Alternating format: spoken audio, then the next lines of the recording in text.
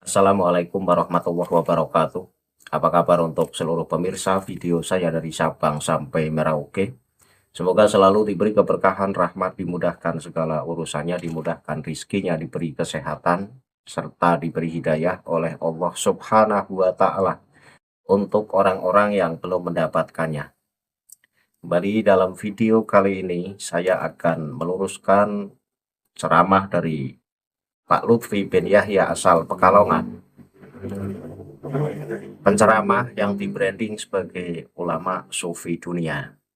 Kali ini salah menjelaskan tafsir surat Al-Baqarah tepatnya di ayat ketiga. Dan kesalahan ini harus saya luruskan. Kenapa?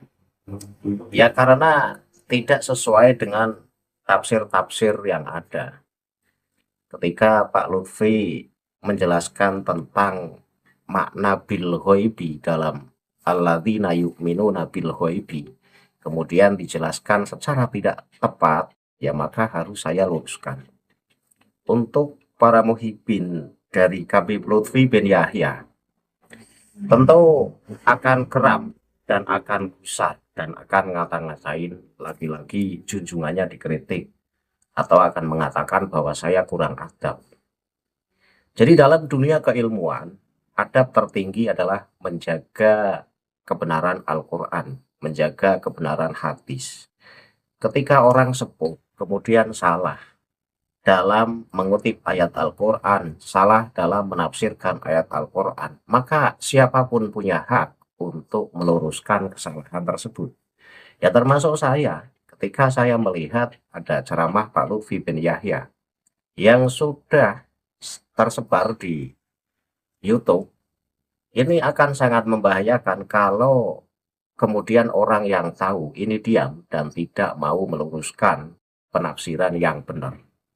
Dan ini bukan sebuah perilaku su'ul adab, sehingga kita harus bisa membedakan mana kajian ilmu dan mana etika. Jangan kemudian dicampur adukan. Jadi kita jangan menganggap seakan-akan bahwa Habib Lutfi bin Yahya adalah penceramah yang tidak boleh disentuh oleh kesalahan. Manusia boleh salah, siapapun boleh salah. Dan kesalahan ini akan menjadi pelajaran ketika orang yang salah kemudian diingatkan, ini akan menerima. Dan akan menjadi tanda kebodohan ketika sebuah kesalahan kemudian ada yang meluruskan, justru menimbulkan efek ketidakterimaan. Dan untuk muhibbin, apakah respon Anda akan menerima atau tidak, saya tidak tahu. Tapi yang jelas, ceramah Pak Lutfi bin Yahya ini salah dalam menafsirkan yu'minuna bil ghaibi, surat Al-Baqarah ayat 3. Nah, sebelum saya masuk pada materi pembahasan, untuk seluruh penonton dari manapun semua yang belum subscribe channel saya, bisa tekan tombol subscribe, kemudian like, serta share video ini ke teman-teman semua, agar yang belum tahu menjadi tahu. Yakinlah bahwa munculnya channel ini semata-mata untuk memberi edukasi kepada seluruh umat muslim di Indonesia, agar tidak terjerat oleh doktrin-doktrin sesat yang dilancarkan oleh golongan yang mengaku sebagai keturunan Rasulullah dengan mengatasnamakan agama. Selanjutnya, saya langsung tampilkan cuplikan ceramah dari Pak Lutfi bin Yahya. Penonton bisa simak video yang akan tayang berikut ini. Karena apa? Hatinya terus kembali kepada Allah. Amal perbuatan apa yang kita lakukan di dalam dunia ini kelak akan menjadi bertanggungan jawab, diminta oleh Allah Subhanahu wa taala. Itu hakikatul musyahadah. Seperti di dalam kitab Alif Lam Mim Dalikal Kitabul La Raiba Fihi Hudan. Yang pertama, alladzina yu'minuna bil ghaibi. Kita percaya dengan barang yang gaib. Barang yang gaib itu apa? Apa ruh? Tidak. Apa barang yang tidak dinampak oleh mata ini baru disebut gaib? Bukan. Gaib itu adalah adanya surga dan neraka, adanya mizannya Allah Ta'ala, adanya siratul mustaqim, kita wajib beriman adanya itu semuanya. Kelak kita akan berhadapan mizannya Allah Subhanahu wa taala. Pengadilan agungnya Allah Subhanahu wa taala. Siapapun akan mempertanggungjawabkan. Bila mana kita selalu ingat dengan tauhidnya yang selalu berkembang, pasti kita akan menjauhkan dari perbuatan-perbuatan yang dilarang oleh Allah dan Rasulnya. Karena apa? Selalu merasa ingat kepada Allah, merasa didengar oleh Allah, merasa dilihat oleh Allah Subhanahu wa taala. Karena apa? Hatinya terus kembali kepada Allah. Amal perbuatan apa yang kita lakukan di dalam dunia ini kelak akan menjadi pertanggungan jawab, diminta oleh Allah Subhanahu wa taala. Itu hakikatul musyahadah. Seperti di dalam kitab Alif Lam Mim Dalikal Kitabul La Raiba Fihi Hudan. Yang pertama, alladzina yu'minuna bil ghaibi. Kita percaya dengan barang yang gaib. Barang yang gaib itu apa? Apa ruh? Tidak. Apa barang yang tidak dinampak oleh mata ini baru disebut gaib? Bukan. Gaib itu adalah adanya surga dan neraka, adanya mizannya Allah Ta'ala, adanya siratul mustaqim. Kita wajib beriman adanya itu semuanya. Kelak kita akan berhadapan mizannya Allah Subhanahu wa taala. Pengadilan agungnya Allah Subhanahu wa taala. Siapapun akan mempertanggungjawabkan.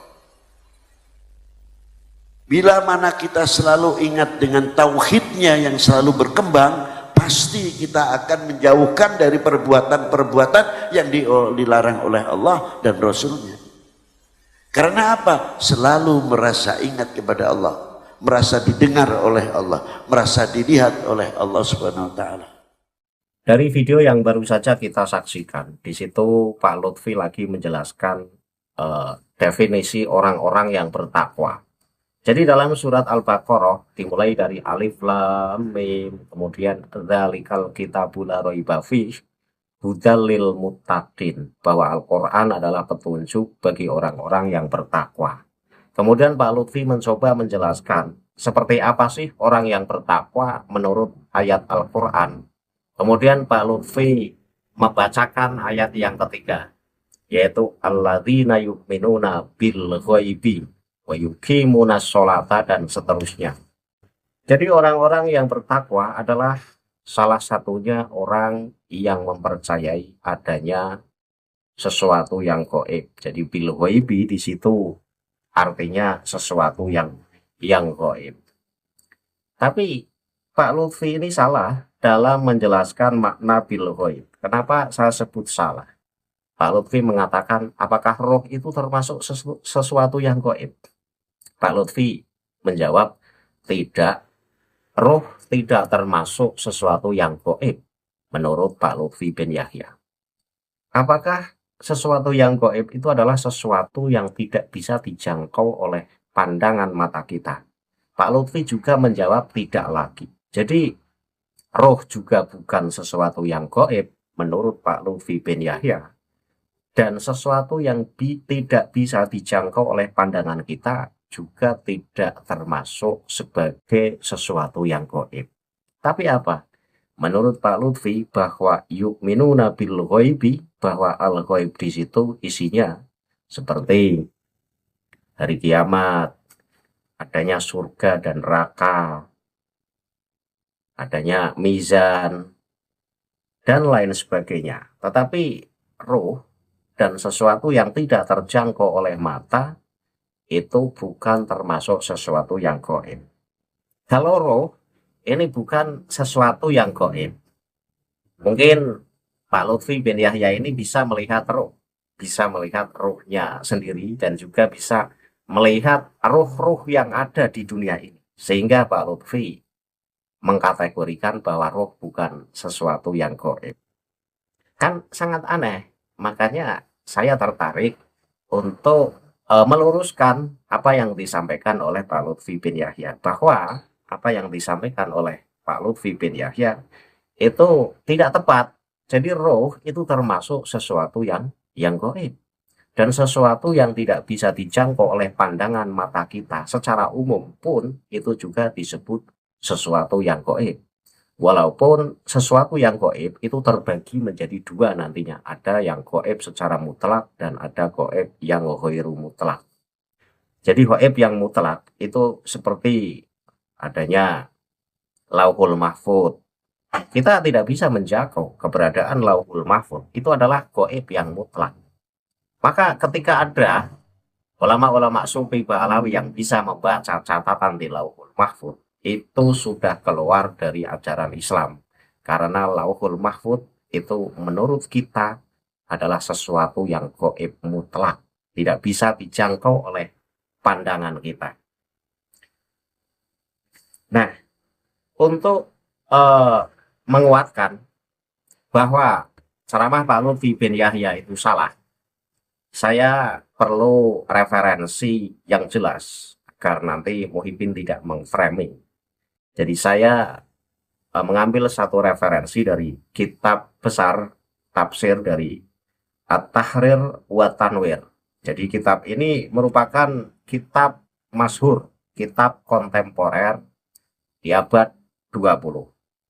Kitab ini adalah kitab yang ditulis oleh ulama yang sangat terkenal. Dan kitab ini seringkali menjadi rujukan para cendekiawan karena di situ penjelasannya detail, di situ mengedepankan keindahan bahasa bahwa benar-benar Al-Quran itu disebut sebagai mukjizat itu karena memang keindahan bahasanya. Nah, dalam tafsir At-Tahrir wa Tanwir, tepatnya di halaman 229, ini sangat jelas dijelaskan oleh penulis dari kitab ini bahwa yang disebut sesuatu yang gaib itu apa definisinya. Maka saya akan bacakan redaksi dari kitab At-Tahrir wa Tanwir halaman 229 juz 1 ya. Ini jilid 1 ini. Saya tampilkan teksnya di layar sehingga penonton bisa ikut menyimak pada saat saya membaca redaksinya. Wal muradu bil ghaibi mala yutraku bil khawasi mimma akhbarar Rasul sallallahu alaihi wasallam sorihan bi annahu waqi'un aw sayaqau mithlu wujudillah wa sifatihi wa wujudil malaikati wasyayatini wa asratis saati wa masta'atharallahu bi ilmihi.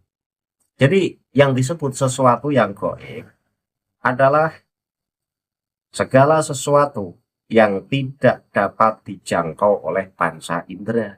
Lah ini kan. Jadi sesuatu gaib menurut kitab At-Tahrir wa Tanwir adalah sesuatu yang tidak bisa dijangkau oleh panca indera. Mata kita tidak bisa melihat, hidung kita tidak bisa mencium, tangan kita tidak bisa meraba, dan lain sebagainya. Pokoknya sesuatu yang tidak bisa dijangkau oleh panca indera itu disebut gaib. Maka ketika Pak Lutfi tadi mengatakan, apakah sesuatu yang tidak bisa dijangkau oleh pandangan kita itu masuk sebagai kategori sesuatu yang gaib? Kemudian dijawab Pak Lutfi, tidak, itu bukan termasuk sesuatu yang gaib. Nah ini kesalahan fatal. Karena sesuatu yang tidak bisa dijangkau oleh pandangan kita itu disebut sesuatu yang gaib. Pak Lutfi juga mengatakan, apakah roh itu sesuatu yang gaib? Pak Lutfi menjawab, tidak. Jadi sesuatu yang gaib itu menurut Pak Lutfi diantaranya ya seperti adanya surga dan neraka. Kita harus percaya adanya surga dan neraka. Betul. Kita memang harus mempercayai keberadaan surga dan neraka, keberadaan mizan, keberadaan yaumul hisab, keadaan kehidupan di padang mahsyar. Itu masuk sebagai sesuatu yang gaib yang harus kita yakini akan kebenaran keberadaannya. Tapi tidak melulu soal itu. Jadi roh dan sesuatu yang tidak bisa dijangkau oleh mata kita pun masuk sebagai kategori sesuatu yang gaib. Dan ini Ada penjelasannya dalam kitab ini. Kemudian saya lanjut. Ya, jadi sesuatu goib atau yang disebut sesuatu yang goib adalah segala sesuatu yang tidak dapat dijangkau oleh panca indera, yang dikabarkan oleh Rasulullah secara jelas bahwa hal itu benar-benar ada atau akan terjadi. Contohnya, seperti keberadaan Allah dan sifat-sifatnya, keberadaan malaikat, keberadaan setan, tanda-tanda hari kiamat, serta apa-apa yang ilmunya hanya khusus dimiliki oleh Allah. Itu sesuatu yang gaib. Jadi tidak terbatas soal adanya surga dan neraka atau keberadaan hari kiamat saja. Saya lanjut biar penonton makin jelas. Wa in fassarul ghaibu bil ismi wa huwa ma khaba anil hissi minal awalimil ulwiyati wal ukhrawiyati. Kanatil ba'u muta'alliqatun biyu'minuna. Kanatil ba'u muta'alliqatan biyu'minuna. Fal makna hina idin alladina yu'minuna bima akhbarar rasulu min ghairi alami syahadati kal imani bil malaikati wal ba'thi war ruhi wa nahwi dzalik. Wa fi hadisil imani antuk minabillahi wa malaikatihi wa kutubihi wa rusulihi wal yaumil akhir wa tu'mina bil qadari khairihi wa syarrihi hadhihi kuluha min awalimil ghaib. Jadi jika al-ghaib, lafadz al-ghaib dalam ayat alladzina yu'minuna bil ghaib itu ditafsirkan sebagai kata benda atau masdar, yaitu jika al-ghaib ditafsirkan sebagai kata benda, yaitu segala sesuatu yang tersembunyi dari indera, baik dari alam atas maupun alam akhirat, maka huruf ba pada kata bil ghaibi, jadi ba yang huruf jar itu, ini berkaitan dengan kata yu'minun. Jadi alladzina yu'minuna bil ghaibi, atau yang artinya mereka beriman. Maka maknanya saat itu adalah orang yang beriman kepada apa yang dikabarkan oleh Rasul, yang bukan merupakan alam nyata atau alam syahadat, seperti beriman kepada malaikat, hari kebangkitan, ruh, dan sejenisnya. Jadi alam ghaib, yu'minuna bil ghaib, bak di situ berkaitan dengan yu'minun. Nah, ketika bak itu berkaitan dengan yu'minun, maka berarti ghaib di situ adalah sesuatu yang tidak tampak oleh mata, yang dikabarkan oleh Rasulullah. Seperti halnya Rasulullah bicara soal keberadaan malaikat. Kita tidak bisa melihat malaikat, tapi kita harus mempercayai bahwa itu adalah sesuatu yang benar adanya. Rasulullah bicara soal ruh. Kita tidak bisa melihat ruh, tapi kita harus mempercayai bahwa ruh itu benar-benar ada. Rasulullah bicara soal hari kebangkitan. Kita tidak tahu seperti apa hari kebangkitan. Itu belum terjadi soalnya. Dan kita tidak bisa melihat.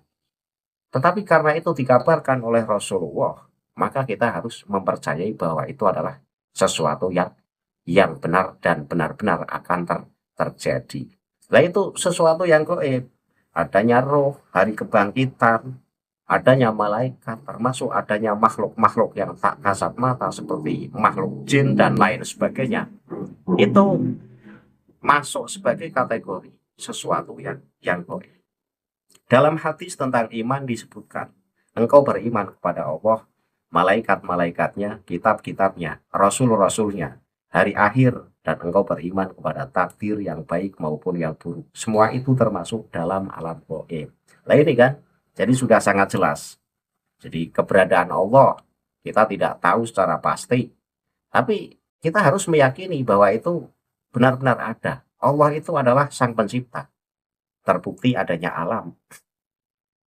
Sebagai tanda itu adalah ciptaan Allah. Kita harus mempercayai karena Rasulullah mengabarkan tentang itu. Keberadaan malaikat, kita tidak bisa melihat malaikat, tapi kita harus mempercayai. Dan itu termasuk sesuatu yang gaib. Keberadaan kitab-kitabnya, kitab-kitab Allah yang diturunkan kepada para nabinya.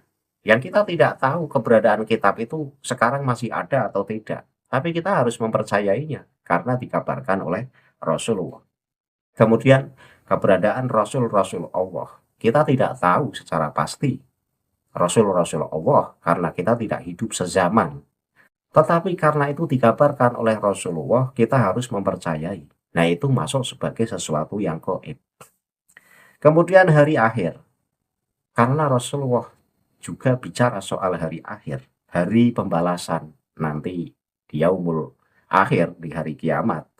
Itu ada istilah hari kebangkitan. Di situ ada padang mahsyar, ada lewat jembatan Sirat, ada mizan, ada yaumul hisab. Kita harus mempercayai. Dan itu sesuatu yang gaib karena Rasulullah mengabarkan itu semua. Jadi jangan dibatasi dalam menjelaskan makna gaib. Gaib itu sesuatu yang tidak bisa dijangkau oleh mata kita, sesuatu yang tidak bisa dijangkau oleh panca indera kita, tetapi Rasulullah memberitakannya sebagai sesuatu yang benar-benar ada dan sebagai sesuatu yang benar. Itu gaib.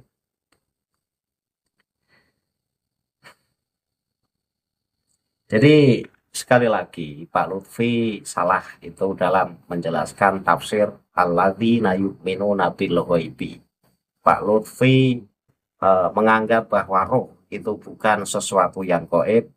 Kemudian Pak Lutfi juga menganggap sesuatu yang tidak tampak oleh panca indera kita juga bukan sebagai sesuatu yang gaib. Jadi Pak Lutfi menganggap sesuatu yang gaib itu ya seperti adanya surga dan neraka, adanya hari kebangkitan. Itu dibatasi namanya. Sementara tafsirnya dari surat Al-Baqarah ayat 3 itu jelas mengatakan bahwa yu'minuna bil ghaib itu segala sesuatu yang panca indera kita tidak bisa menjangkau. Itu gaib. Nah, ketika Rasulullah mengabarkan tentang keberadaan malaikat, Rasulullah mengabarkan tentang keberadaan hari kiamat, Rasulullah mengabarkan tentang keberadaan surga dan neraka, Rasulullah mengabarkan tentang hari pembalasan dan lain sebagainya yang panca indera kita tidak bisa menjangkau, itu disebut sesuatu yang gaib.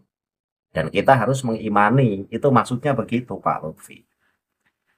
Dan saya kira cukup penjelasannya bahwa saya simpulkan. Alladzina yu'minuna bil ghaibi. Pak Lutfi mengatakan bahwa roh bukan sesuatu yang gaib. Kemudian sesuatu yang tidak bisa dijangkau oleh panca indera kita pun tidak termasuk sebagai sesuatu yang gaib. Nah, ini aneh menurut saya. Makanya saya luruskan penafsiran yang sesuai, yang benar. Agar apa? Ya agar penonton ini tidak tersesat karena sudah menonton ceramah-ceramah Pak Lutfi bin Yahya yang sudah terlanjur menyebar di sosmed. Karena kalau tidak diluruskan nanti orang awam akan memahami semacam itu. Akan memahami bahwa ruh bukan sesuatu yang gaib. Akan memahami bahwa sesuatu yang tidak bisa dijangkau oleh mata juga tidak disebut sebagai sesuatu yang gaib. Nah, ini kan parah.